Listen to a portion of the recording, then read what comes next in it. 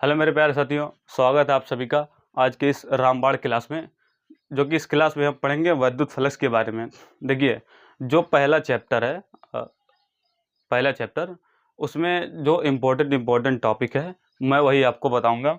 क्योंकि अगर आपके पास टाइम कम है तो आप लोग सारी चीज़ें तो पढ़ नहीं पाएंगे, तो मैं जो इम्पोर्टेंट रहेगा वही बताऊंगा। उसमें से ये भी एक इम्पोर्टेंट है, ठीक। आप लोग इसको ध्यान से पढ़िएगा।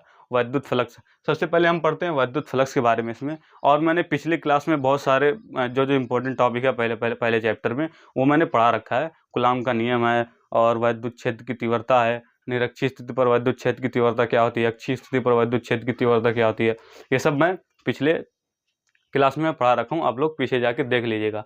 उसी में से ये एक इम्पोर्टेंट टॉपिक है वैद्युत फ्लक्स। तो चलिए हम इसके बारे में पढ़ते हैं। वैद्युत फ्लक्स क्या होता है? किसी सतह से गुजरने वाले वैद्युत क्षेत्र रेखाओं की माप को वैद्युत फ्लक्स कहते हैं, ठीक। देखिए, आप लोग की स्क्रीन पे एक परिभाषा आ रही होगी, आप लोग उसका स्क्रीनशॉट लेके लिख लीजिए, ठीक। अब देखिए, वो वैद्युत फ्लक्स की परिभाषा है। अगर 2 नंबर में आपसे पूछेगा तो ऐसे पूछेगा, वैद्युत फ्लक्स क्या है, उसकी परिभाषा लिखिए तथा उसका सूत्र लिखिए। तो परिभाषा आपने जो स्क्रीनशॉट लिए वो अभी क्लास पूरी होने के बाद आप लोग लिख लीजिएगा, ठीक। अब देखिए, वैद्युत फ्लक्स क्या है वो तो आप परिभाषा हो गई। अब इसका हम फिगर बनाते हैं, ठीक है। क्या होता है कि किसी सतह से, उसमें क्या है वैद्युत फ्लक्स में, किसी सतह से, अब मान लीजिए हमने एक सतह बना दी है, किसी सतह से होकर गुजरने वाली वैद्युत क्षेत्र रेखाएं, इनमें से हमने वैद्युत क्षेत्र रेखाएं निकाली, ठीक। ये है वैद्युत क्षेत्र रेखा, और ये सतह का क्षेत्रफल। ये हो गया इसका फिगर, ठीक। ये एक चीज़ क्लियर हो गई, एक परिभाषा और ये फिगर क्लियर हुआ। अब इसके बाद सूत्र पे आते हैं। वैद्युत फ्लक्स का सूत्र क्या होता है? देखिए, फाई बराबर ई इंटू ए कॉस थीटा। अब देखिए, ये ई और ए, ये यहाँ तक तो ठीक था। अब ये ससुरा, इसमें थीटा कहाँ से आ गया? अब देखिए बता रहे हैं कहाँ से आया। चलिए देखते हैं। ये क्या है? ये है वैद्युत फ्लक्स, फाई, इसको फाई बोलते हैं। ये वैद्युत फ्लक्स,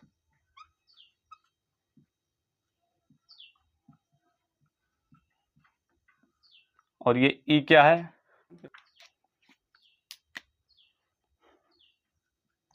ये ई क्या है? वैद्युत क्षेत्र की तीव्रता।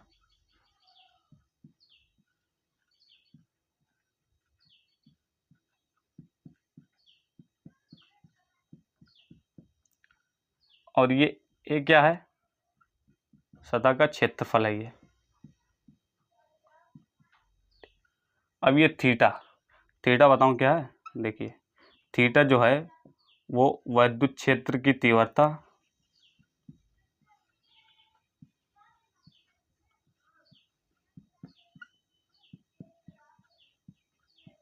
तीव्रता ए,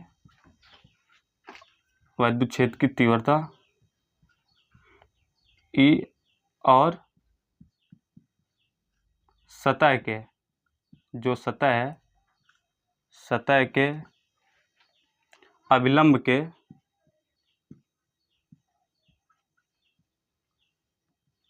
के बीच का कोण,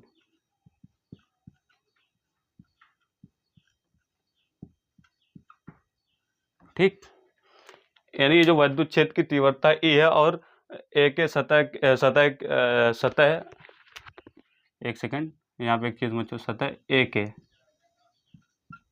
या आप ऐसे भी लिख सकते हैं, सतह के अविलंब के बीच के कोण, या सतह ए के अविलंब के बीच के कोण।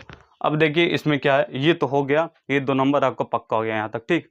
अब ये जो थीटा है, अगर और पूछेगा, ये जो थीटा है, और हम इसमें पढ़ते हैं थीटा के बारे में, इसमें 2 स्थिति बनती है। अगर हमारा जो कोण है थीटा बराबर अगर 0 डिग्री पे होता है तो उस समय हमारा वैद्युत फ्लक्स क्या होगा? अगर थीटा बराबर 90 है तो उस समय हमारा वैद्युत फ्लक्स क्या होगा? चलिए जानते हैं, ठीक।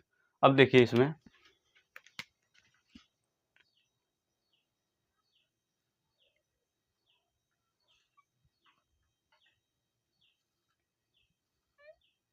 इसमें मैंने कुछ बदलाव नहीं किया, ठीक। सेम था वैसे ही बनाया। अब क्या है, अगर यहाँ पे जो थीटा हमारा 0 है, ये ए क्या है, ये ए सतह का अभिलंब,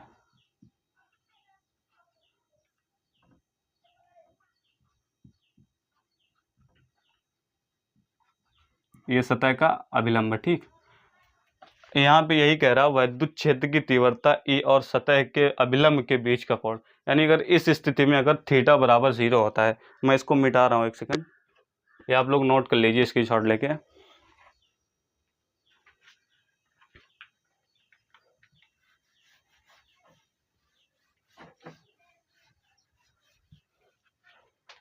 अब देखिए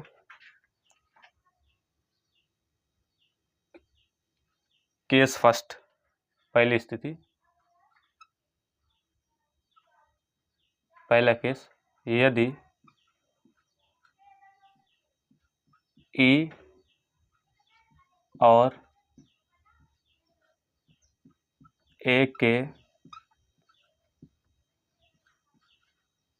बीच का कोण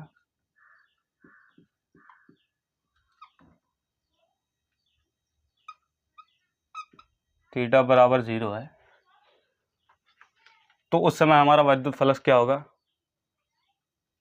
वैद्युत फ्लक्स बराबर क्या होता है, ई इंटू ए कॉस थीटा, अभी जो पढ़े हम लोग, ठीक, उसका सूत्र। अब देखिए फ्लक्स बराबर ई है, ऐसे रहेगा, ए है, ऐसे रहेगा, कॉस थीटा के जगह पे क्या आ जाएगा, 0।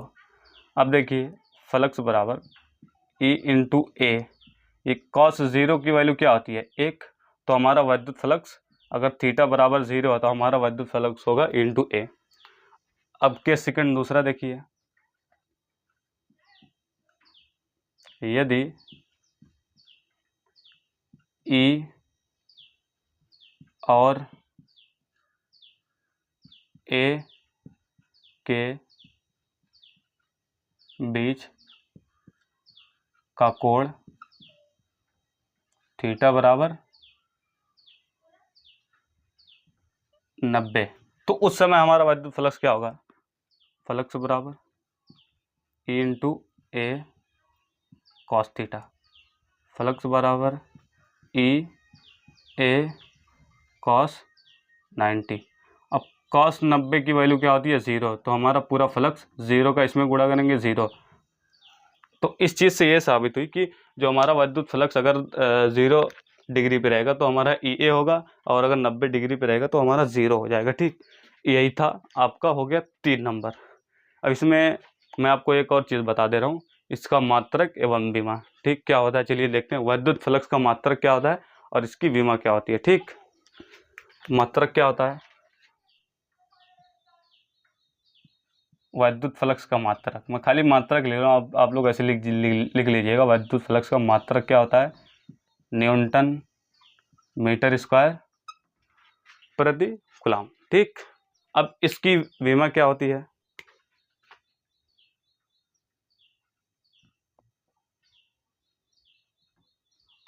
अब देखिए सबसे पहले हम इसकी विमा देखते हैं, न्यूटन की, और उसके बाद मीटर की, और उसके बाद कूलम की। अब देखिए न्यूटन की विमा क्या होती है,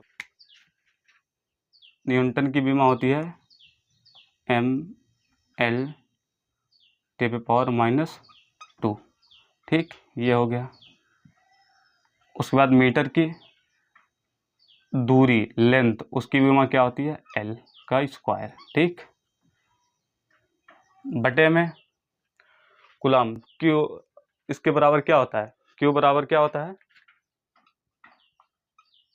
IT, I क्या है, धारा, एम्पियर, और टाइम t से रहेगा। ठीक, तो ये हो गया AT।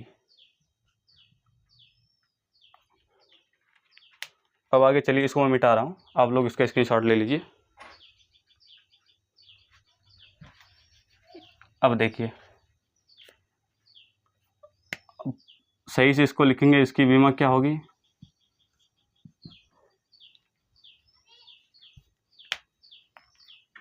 अब देखिए ये M है, चलिए इसे 1L है और ये 2L, ये मल्टीप्लाई के बेस में है। ठीक, तो पावर क्या हो जाएगी, जुड़ जाएगी। ये 1 है, ये 2 है, तो क्या हो जाएगा 3। और देखिए ये t ऊपर जाएगा माइनस में हो जाएगा, ठीक। अब -2 और -1 क्या हो जाएगा -3, t पे पावर -3। ये a है, a पे पावर -1, क्योंकि जब ऊपर जाएगा तो माइनस में हो जाएगा, ठीक। ये विमा हो गई, ठीक, और ये मात्रक हो गया। और मुझे उम्मीद है कि आप लोग को समझ में आ गया होगा। अगर जहाँ नहीं समझ में आया होगा आप लोग कमेंट करिए, मैं बताऊँगा। और मुझे उम्मीद है कि आप लोग एकदम मस्त से समझ चुके होंगे। तो चलिए ठीक है, मिलते हैं अगले क्लास में। देखिए मतलब मैं जो इम्पोर्टेंट है वही बताऊंगा, ठीक। अगर आपको ये क्लास अच्छी लगी तो सब्सक्राइब करिए, लाइक करिए, ठीक। चलिए मिलते हैं अगली क्लास में, ओके।